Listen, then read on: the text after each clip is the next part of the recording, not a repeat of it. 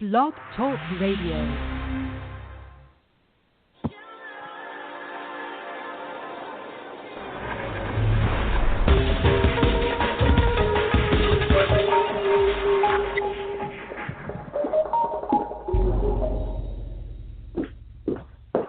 Hello, everyone, and welcome to my show. I'm your host, Diana Bellaros, award-winning and best-selling author, Fahrenheit, The Journey of Transformation, and The Light Within. You can find out more about me on my website, dianabellaros.com.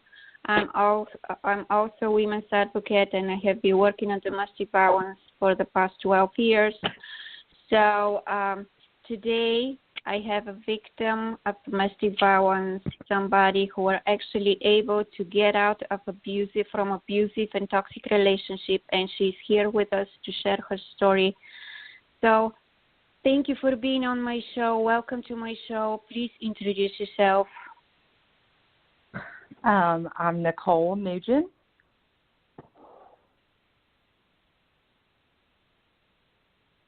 Can you tell us a little bit about yourself and what happened to you? Okay. Well, I am 25. I live in the state of Alabama. So I guess I'll just continue on with my story. So me and my ex met in 2016. He was really great at first, really great personality, funny, and we just clicked from the jump. We began hanging out a lot and just, really getting to know each other. And one evening, we got pretty in-depth conversation with one another, and he got super upset, just started hysterically crying, and said that he needed to tell me something. And he confessed that he was married and that they were in active separation. So I was pretty blown away by him telling me that. And about 2 weeks after he confessed that, he showed up to my door, and he was very upset, just looked like he ran into like a deer in headlights. He just looked really scared. And he started telling me about how he couldn't stop. And he started to tell me that he had thrown his ex-wife to the floor by her neck, and while she was holding the child that they share. And he said he was just super upset. He just wanted to see the daughter they share, that she was being crazy, and she was withholding the child, and he didn't know how to cope with it. And I was just, wanting to, comfort him and try and make him feel better. And, I believed every word he was telling me about, she was being insane, and didn't think that he would be this character to do that to someone.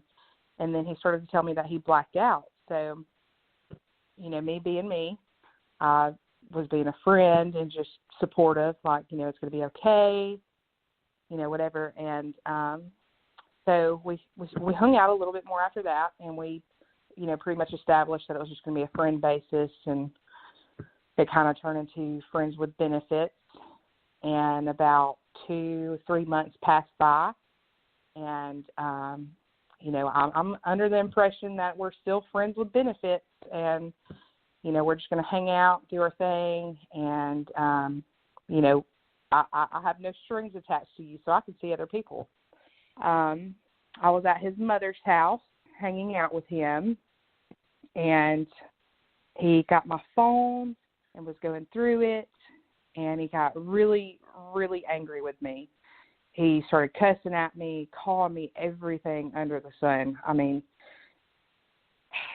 it started out, he was sitting in his car, and he was just yelling at me, telling me, like how I'm never going to have anything, and how I'm always going to be, this nasty person. And he, bit me over the seat by this point, and when I lifted my head up, I hit him in the jaw, but he eventually we started getting very physical, and he kicked me in the face, dragged me across the yard, and, after that, I left. I just said, I'm done with this. I got my phone, and I left. I went to the police department and made a police report, and I went home. So when I got home, he was there, and he was saying, I'm so sorry, I blacked out again. It'll never happen again. Just very upset. And, I believed every word he was telling me. I was very upset. I'm so sorry, it'll never happen again. I'll disappear from your life and I'll never come back. And I was just like, okay, I believe you.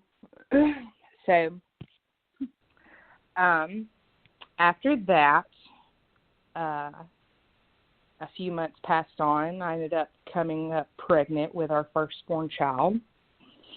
And the second police report was made I think I was 2 months along with my firstborn child.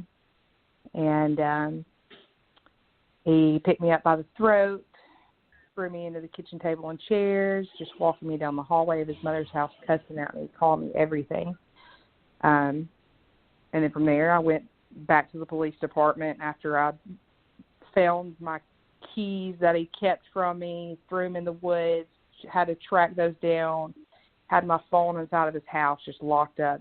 He was not going to let me go.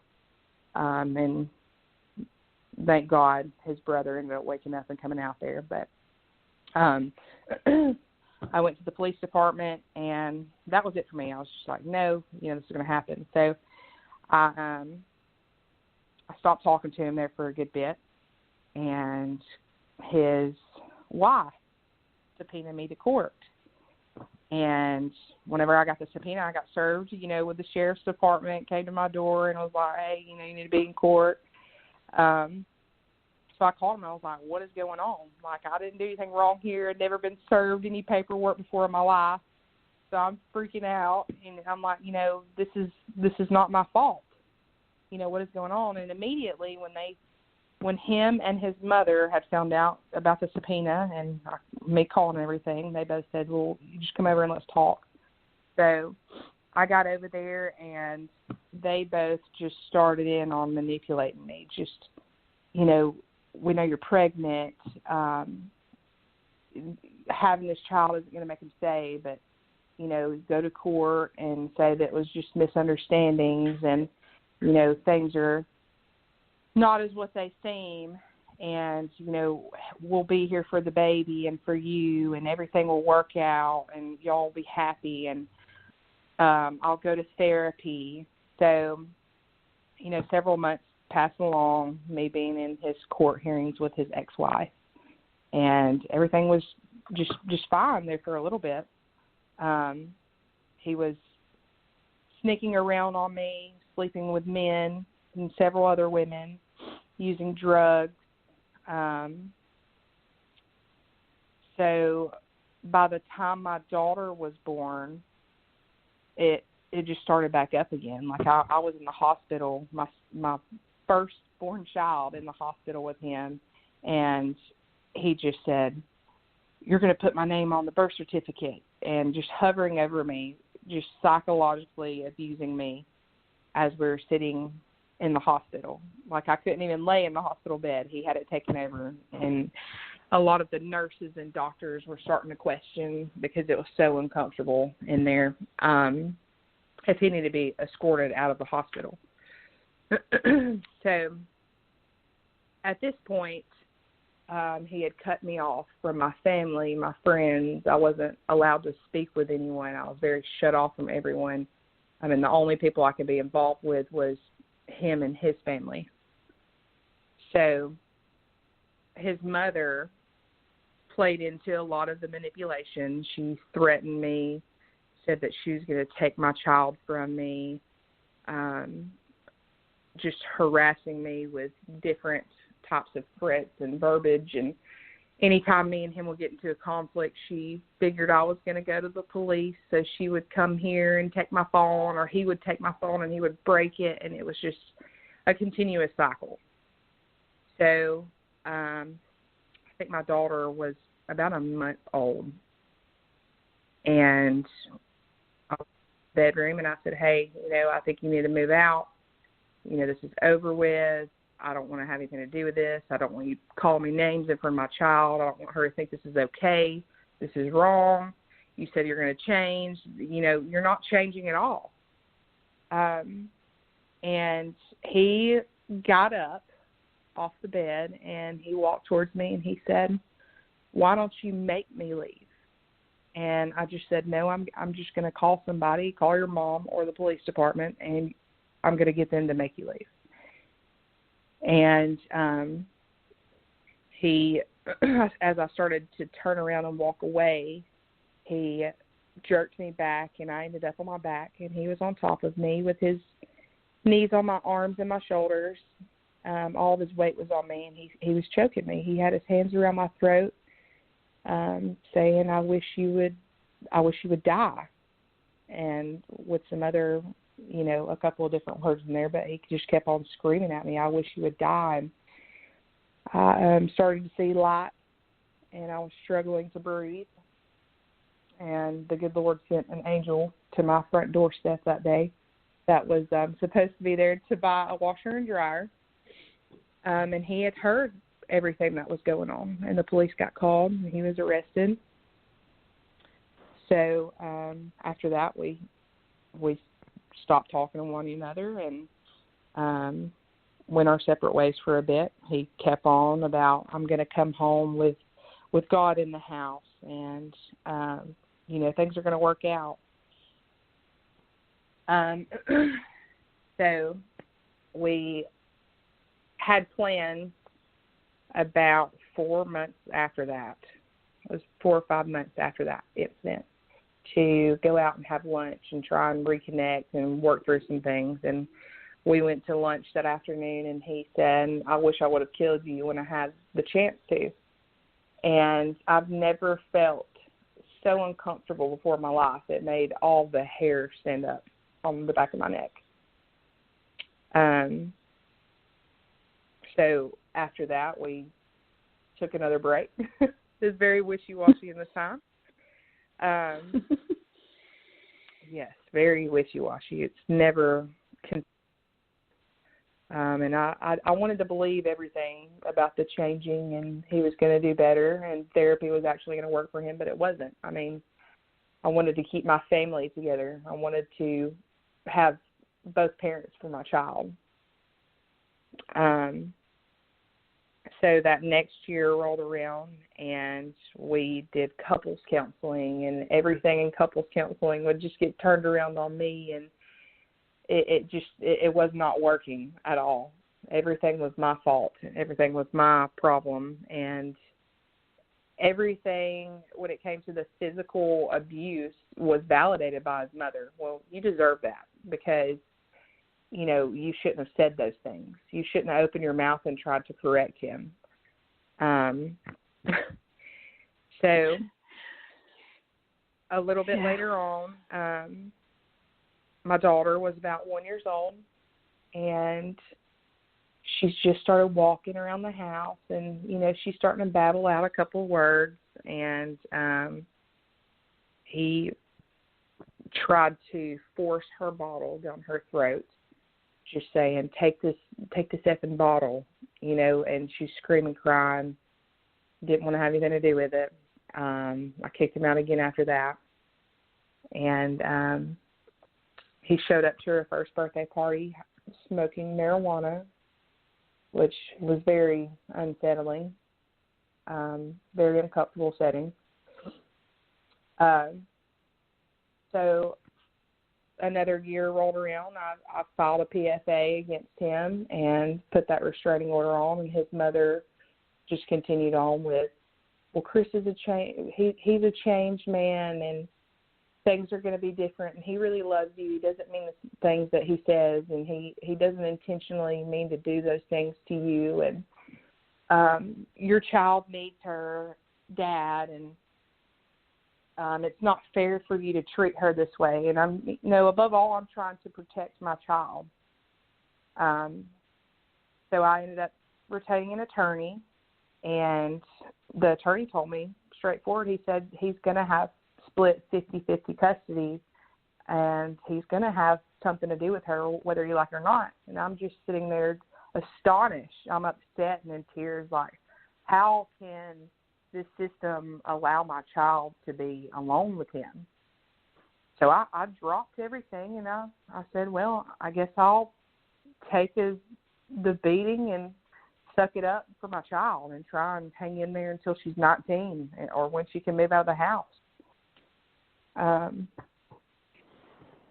And after that, a few more months passed, and he finally assaulted my child and slapped her across the face to the floor, busted her lip, and that was it for me. I said, I'm done, and I got him out of the house, and I was over with.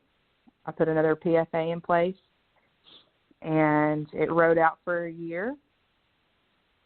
And then I tried to go back to our local courthouse to renew the PFA, and the judge denied it.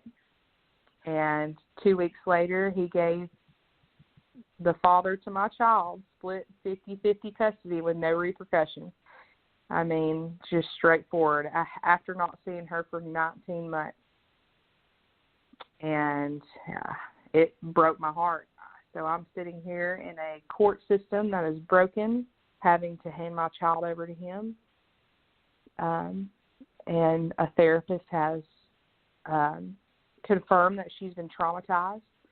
Her sibling that is 6 is being emotionally and psychologically abused by him with a little bit of physical abuse. We have talked to DHR, we've talked to attorneys, and there's nothing that we can do. And anytime that we have conversation, it's all over again. It's the same process. It's his way or no way, and I'm going to do what he says, and that's how it's going to be, or I'm going to be the one to pay for it. And that's where I'm at right now in my life.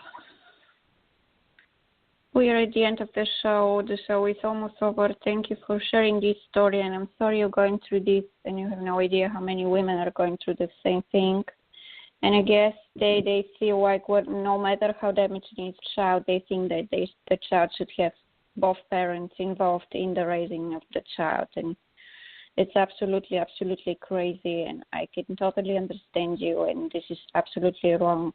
He shouldn't be allowed, to have custody, share custody with you, or only, supervised visitation to make sure he's not going to do something crazy, because he needs help, definitely. With the drugs, with his narcissist personality, definitely something needs to be done. And I think the system needs to change, and there should be new laws, and they should look deeper into these issues, because this is unacceptable, and I'm on your side. Yes, ma'am. I totally agree, 100%. It's a broken system. Yeah. Thank you so much for sharing your story. For the listeners who were with us, thank you so much for being with us. The show is available to download for free on Blog Talk Radio, Player FM. Please share it, because this is absolutely, absolutely so sensitive issue, and it needs a lot of changes in the law and the court system, and we need educated court system so we can serve the families the way they should be served. And no child should be put in a situation with an unhealthy parent who needs help himself or herself. So thank you so much. And I wish everybody amazing weekend. And my show is going to be tomorrow, so Sunday and Monday. Please be safe. The phones for the National Domestic Violence Hotlines are under this podcast. Please call for help. Don't allow yourself to die or something bad to happen. Thank you for being on my show. Thank you.